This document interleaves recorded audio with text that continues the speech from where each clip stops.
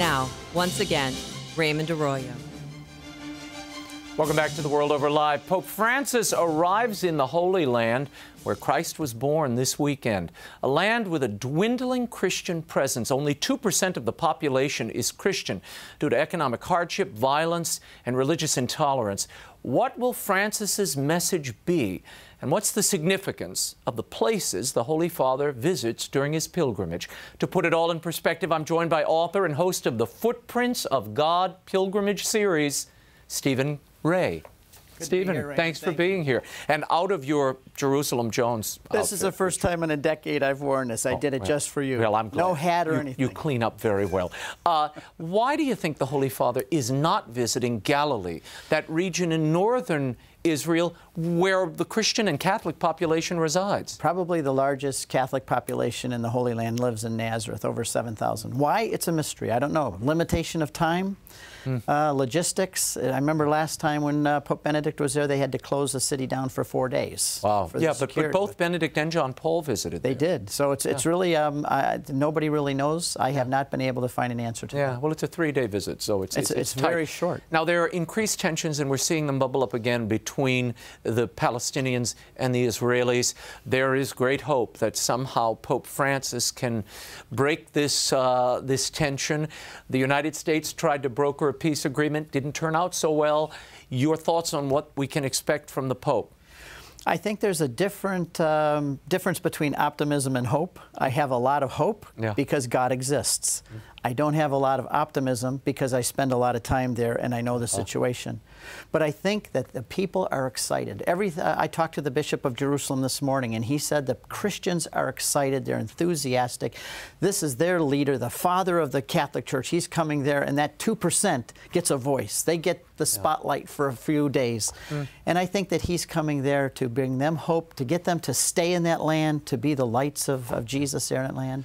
The Pope will be seeing some of the highlights of the tours that you no doubt you've taken over the years. He'll be seeing many of these holy sites, and those of you joining us through EWTN through the live coverage will have a front row seat on all of this. He's going to the Cenacle. I want to share with you a little footage. This is from today. There is an ultra-Orthodox group of Jews, according to the Associated Press, protesting the Pope's presence here and his coming to the Cenacle. Now, the Cenacle is the site of the Last Supper. It is also a memorial to whom? Right underneath is the tomb of David. Not really, but it's where the Jews come to celebrate. It's a memorial. He's not buried. He was buried on the other side of Mount Zion and Silwan. But anyway, this is where they have a tomb. They come there, their prayer books, and it's quite amazing to see, to visit. We visited. But so you have the tomb of David underneath, and right above it is the upper room where 4 sacraments, 3 for sure, maybe even 4 sacraments were instituted. Yeah, coming of the Holy Spirit, the Last Supper. Priesthood. Yeah. And if you want, the Holy Spirit came, so that's confirmation, Eucharist, priesthood, and confession. This is where he said, he breathed on him and said, those who sins you forgive. Tell me about the significance of the Pope going to the Holy Sepulchre, the site not only of the crucifixion of Jesus, you have Golgotha there, but within the same facility, you have the site of the resurrection. Meeting the ecumenical Patriarch Bartholomew there, embracing. What is the significance of doing it at that particular spot? Boy, that's, you know, here you've got 2 brothers. They're going to hug. They're going to pray together. What do I mean by that? Well, from Constantinople comes Andrew. From Rome comes Peter. Those 2 brothers are going to meet together, and it's very symbolic for Christianity, the 2 lungs of the church, as we've taught. And the 2 of them, if they hug and they pray together and they visit that tomb where Jesus was crucified and buried and rose from the dead, that church, that's very significant. That hug of those 2 brothers will be plastered on everything. It's going to be a beautiful thing, but it also has theological importance. And following this hug, this moment of unity, there is, for the first time, this never happens. You have the 3 custodies, and we should explain there are 3 groups that have custody over the Church of the Holy Sepulchre. Break those down for us and why this is so extraordinary. I mean, these people have thrown punches at each other before. At times, and I've seen this happen. There's 6 traditions that have real estate in that church, but the big ones are, of course, are the Roman Catholics, called the Latin Rite, the Greek Orthodox, and the Armenians. And those are the ones that have the biggest real estate. And for those 3 all to be there together is it's a very symbolic thing, and I hope that the camaraderie or what is symbolized by that carries on into the weeks ahead. Yeah, no, that's going to be quite a moment, and you'll see it all as it happens. Yep. Now, there's something extraordinary happening. Pope Francis has appointed, as part of his delegation, his friend, a Jewish rabbi from Argentina, as well as a sheikh from Buenos Aires. Yes. They are traveling as part of the official papal delegation. It has never happened before. No, it's right. It's quite unique, and it's making a huge statement. If I can get along with these three, if us three can get along in this smaller scenario, then all of you can too. We're setting kind of the prototype for what we want to see happen here. And I think that both the Muslims and the Jews are both seeing this as a very positive development, and they like Pope Francis. He's unpredictable. He's likable. He's spontaneous. And he's also had a whole history of being open to dialogue with these different groups. So I think everybody is very excited about it. No, this is an exciting and interesting trip because even Constantinople, Bartholomew's official delegation, has a Catholic priest. I know a priest who's part of that delegation, and he was brought in by a Greek family.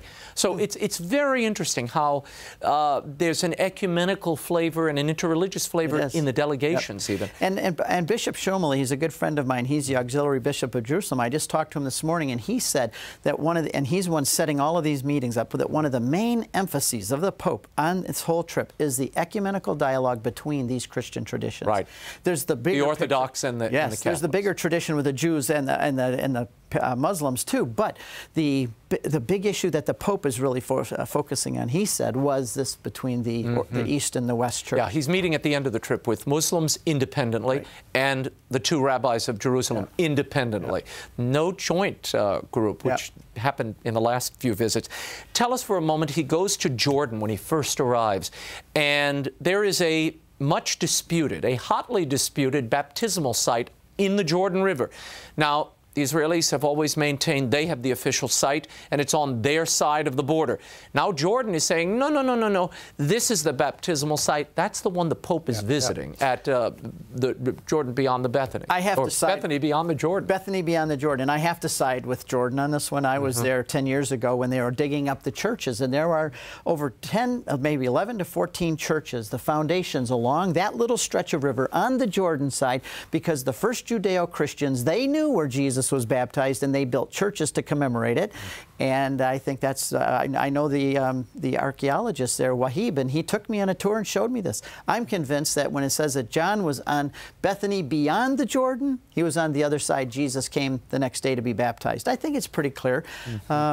When I take groups, we go on the Israel side. And this river isn't like the Mississippi. No. This is a tiny little stream of a river. I jokingly say to our group, here's the Mississippi of Israel. And it's, I mean, if you dove in, 2 strokes would get you on the other side, and the Jordanian police would send you back across. Oh, it's that close. One stone thrown at you could hit somebody on the other side. Now, you're going to go back to the Holy Land on June 1st.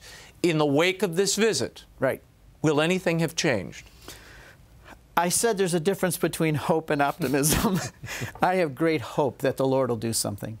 My guess, though, because I was there after John Paul II, I was there after Benedict, and all the hype and then the hope.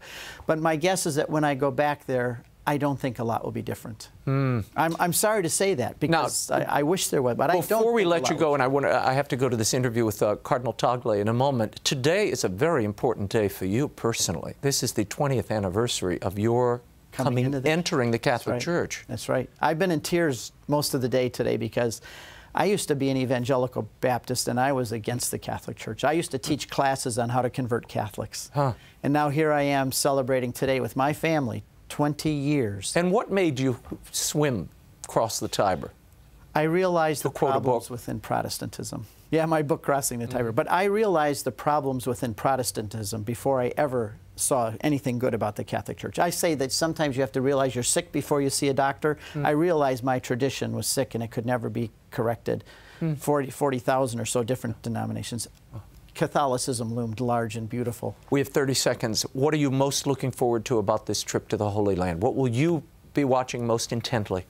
Well, I have a lot of friends. I'm going to meet with the Bishop of Jerusalem right away and see if his aspirations and hopes had come true.